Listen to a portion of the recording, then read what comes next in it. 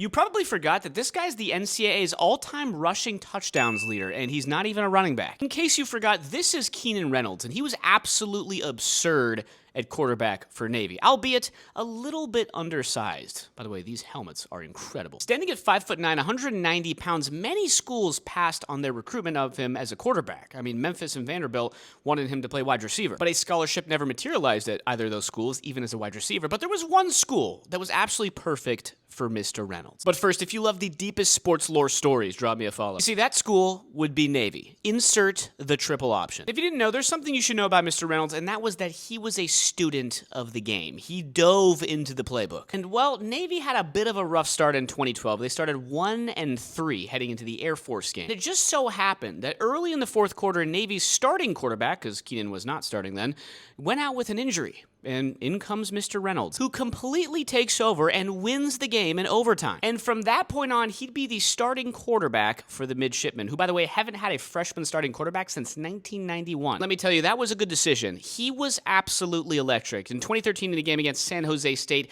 he had 7 rushing touchdowns, which is an NCAA record by a quarterback. But fast forward to 2015, this was a special year for Navy. They were different. They would have a phenomenal start to the season, but lose a tough game against number 15 Notre Dame. A couple weeks later, they'd face the number 15 team in the nation again. This time, it was Memphis. Now, sure, Memphis had a 6'7", almost 250-pound quarterback named Paxton Lynch. But guess what? Keenan went to high school about 3 hours away from the University of Memphis, and the University of Memphis didn't recruit him.